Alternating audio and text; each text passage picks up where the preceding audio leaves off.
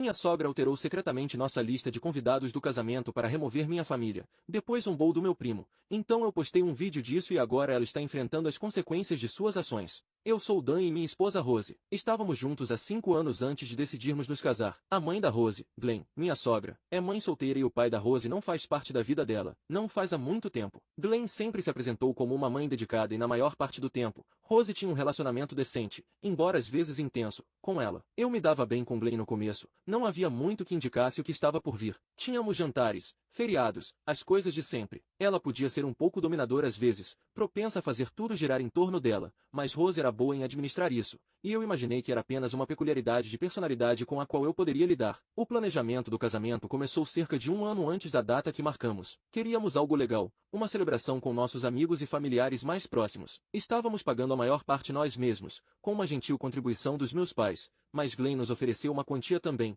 que inicialmente aceitamos. Os primeiros sinais de problema começaram com a lista de convidados. Rose e eu sentamos e fizemos nossas listas. Tínhamos um local com capacidade para 150 pessoas, o que parecia mais do que suficiente. Minha lista tinha cerca de 70 pessoas, a de Rose cerca de 60, incluindo Glenn e alguns de seus parentes imediatos, e isso deixava uma margem confortável. Mostramos a Glenn o detalhamento geral. Ela comentou que tinha muitos amigos e familiares que gostaria de convidar. Dissemos a ela para nos dar uma lista e veríamos o que poderíamos fazer, supondo que seria um punhado de pessoas.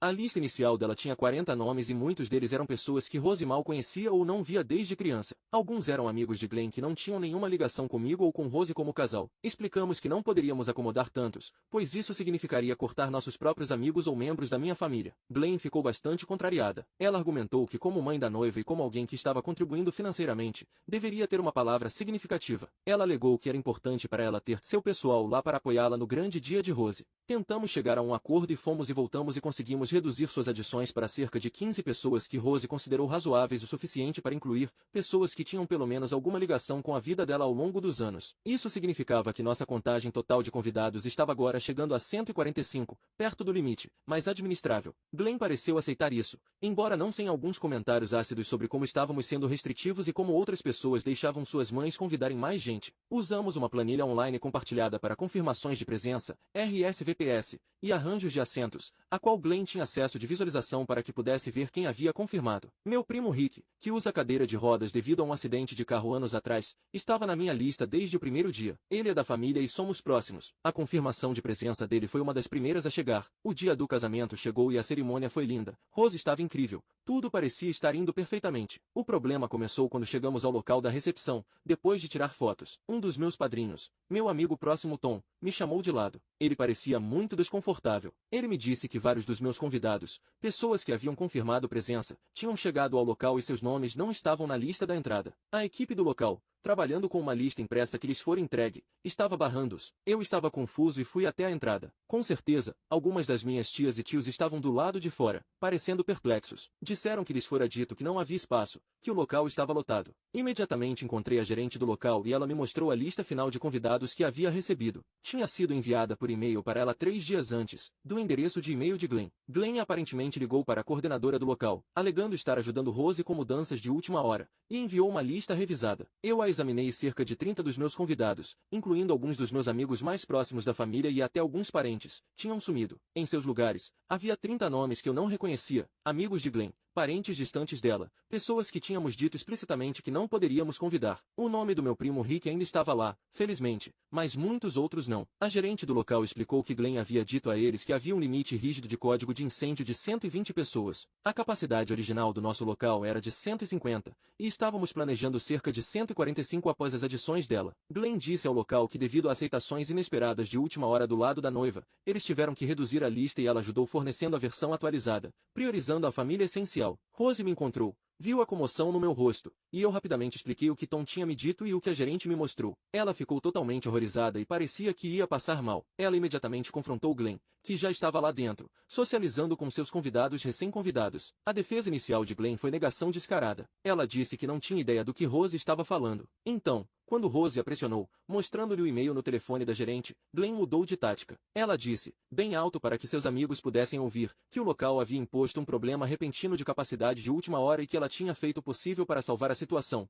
garantindo que a família mais próxima de Rose estivesse lá. Ela alegou que teve que fazer algumas escolhas difíceis e que tudo não passava de um mal-entendido que eu estava exagerando. Ela disse que tentou me ligar, mas não conseguiu, só que eu não tinha nenhuma chamada perdida. Rose estava furiosa e começou a chorar. Ela disse a Glenn que ela não tinha o direito. Houve uma discussão acalorada em voz baixa e Rose tentou fazer com que o local permitisse a entrada dos meus convidados barrados, mas muitos já tinham ido embora, profundamente ofendidos e envergonhados. Conseguimos que alguns que ainda estavam por perto entrassem no local, mas foi caótico e horrível. A atmosfera azedou imediatamente para mim e minha família, que estavam cientes do que aconteceu. Meus pais estavam incrivelmente chateados, mas tentando manter a compostura por nossa causa. A recepção continuou, mas parecia uma farsa. Então vieram os brindes. Meu padrinho fez um discurso adorável. Meu pai disse algumas palavras maravilhosas. Então foi a vez de Glenn e ela já estava visivelmente embriagada. Tinha exagerado no vinho desde o momento em que chegou. Ela pegou o microfone, balançou um pouco e começou o que só posso descrever como uma difamação disfarçada de brinde. Começou fazendo comentários passivo-agressivos sobre como algumas pessoas, claramente referindo-se a mim e minha família,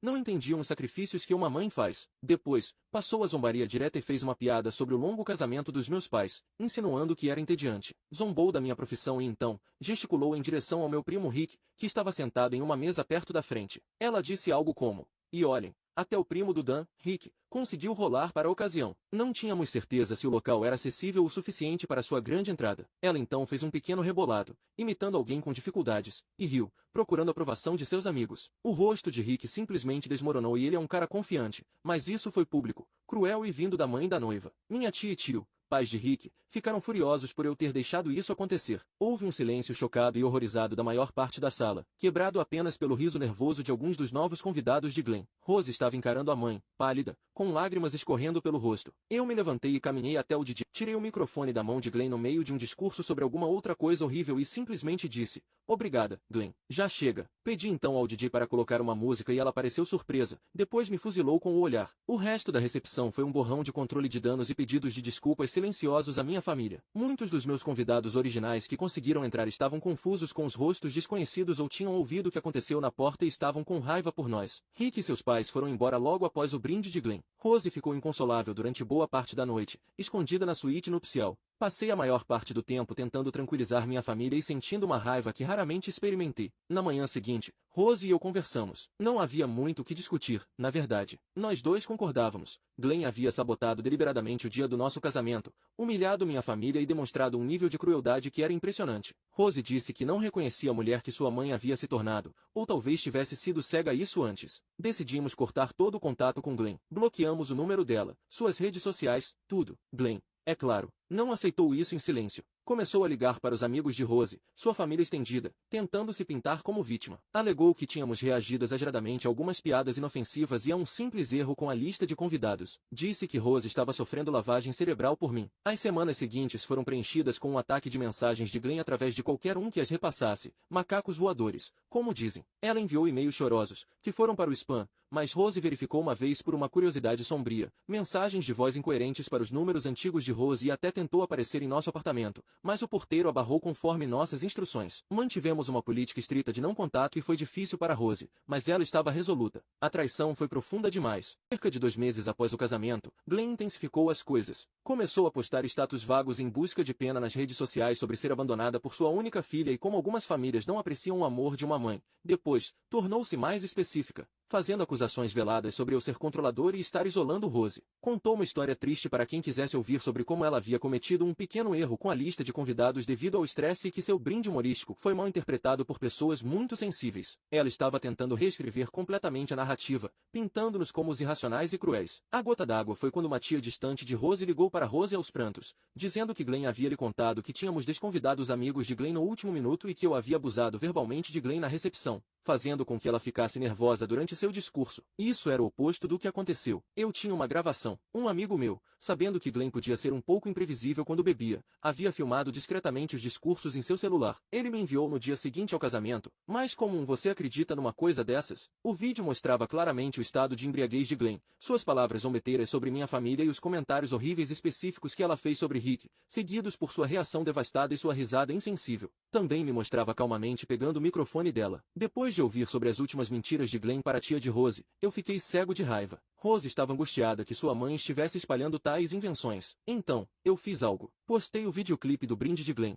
especificamente a parte em que ela zomba de Rick, na minha própria rede social privada, visível apenas para amigos e familiares. Não adicionei muito comentário, apenas algo como: já que parece haver muita desinformação sobre o que aconteceu em nosso casamento, aqui está um vislumbre do comportamento de Glenn durante seu brinde. Isso foi depois que ela secretamente alterou nossa lista de convidados para remover metade da minha família e amigos. A reação foi imediata. Muitos membros da família, especialmente do lado de Rose, que só tinham ouvido a versão de Glenn, ficaram horrorizados. Eles viram a verdade. As tentativas de Glenn de obter simpatia foram um tiro pela culatra espetacular. Ela foi exposta e tentou alegar que o vídeo foi editado ou tirado de contexto, mas era claramente uma filmagem bruta. Ela agora foi efetivamente banida de todos os eventos familiares mais amplos por consenso geral. Tios, tias, primos do lado de Rose disseram a ela que estão chocados com seu comportamento. Rose não falou uma palavra com ela desde o dia do casamento e depois do vídeo. Glenn parou sua campanha pública, provavelmente por pura vergonha e falta de qualquer apoio restante. Então, é por isso que estou escrevendo isso. Sou idiota por postar aquele vídeo?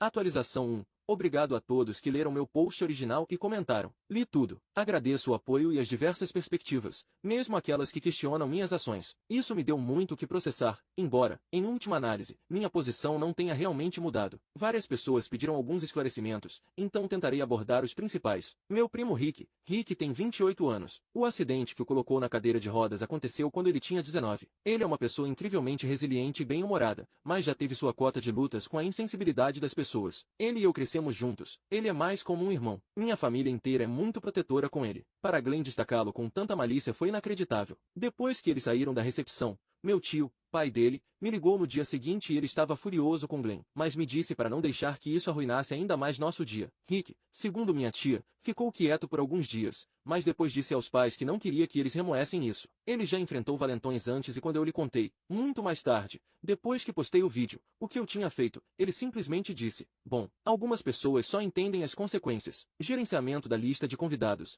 A lista inicial de convidados era uma planilha do Google colaborativa. Rose e eu listamos nossas pessoas, depois alocamos um certo número para Glenn após seu pedido inicial de 40 nomes ser discutido e reduzido para 15. Ela recebeu acesso de somente visualização à lista principal para que pudesse ver as confirmações de presença chegando. Estávamos lidando com toda a comunicação direta com o local. Glenn não deveria ser uma intermediária. A alegação dela de que ligou para o local para ajudar com mudanças de última hora foi uma completa fabricação de autoridade que ela nunca teve. Ela nos contornou inteiramente. O e-mail com a lista alterada veio de seu e-mail pessoal diretamente para a coordenadora de eventos do local, que, ao que parece, não pensou em verificar conosco novamente. Ou talvez Glenn tenha sido muito convincente em sua representação de estar sendo prestativa. Descobrimos mais tarde que Glenn havia ligado para a coordenadora algumas vezes na semana anterior, fazendo perguntas, provavelmente para construir um relacionamento ou parecer envolvida, para que seu e-mail final não levantasse suspeitas imediatas. Conhecimento prévio de Rose. Rose não tinha absolutamente nenhuma ideia de que sua mãe faria isso e ela ficou tão surpresa e arrasada quanto eu. Glenn tinha sido um pouco difícil sobre seus pedidos iniciais de convidados, mas Rose pensou que tinham chegado a um acordo firme. A ideia de que sua mãe iria pelas nossas costas e alteraria fundamentalmente a lista de convidados do nosso casamento,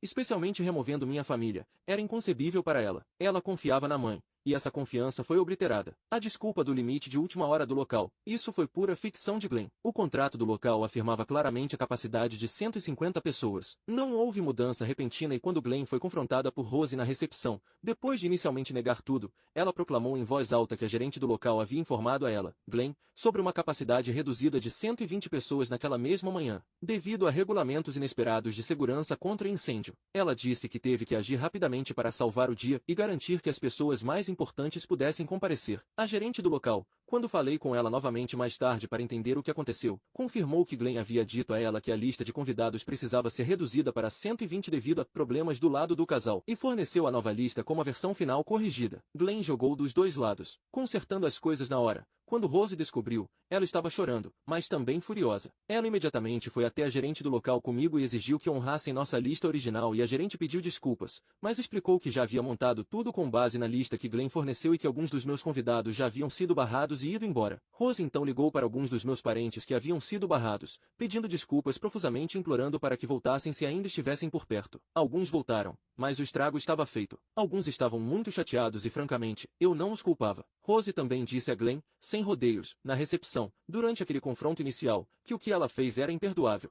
A chantagem emocional pública de Glenn. Isso aconteceu principalmente no Facebook e por meio de telefonemas para a família estendida. No Facebook, eram posts vagos como "uma mãe dá tudo por seu filho", apenas para ser descartada quando alguém novo aparece, ou "tão triste quando famílias são separadas por mal-entendidos e ingratidão". Com a família, ela foi mais direta, tecendo uma narrativa onde ela era uma mãe prestativa e preocupada cujos esforços foram mal interpretados. Ela alegou que eu estava controlando Rose, que tínhamos vergonha dos amigos dela, aqueles que ela adicionou, e que seu brinde era apenas brincadeira leve e que minha família excessivamente sensível não aguentou. Ela disse a uma das tias de Rose que eu havia gritado com ela na recepção, o que era uma mentira completa. Onde o vídeo foi postado, eu postei o clipe de 45 segundos, a parte relevante de seu discurso sobre Rick e minha família, na minha própria página do Facebook. Minhas configurações de privacidade são amigos e família apenas. Isso inclui a maioria dos meus parentes e um bom número de membros da família de Rose que estão conectados comigo lá ou se conectaram após o casamento. Não foi um post totalmente público para toda a internet, mas foi destinado às pessoas que Glenn estava ativamente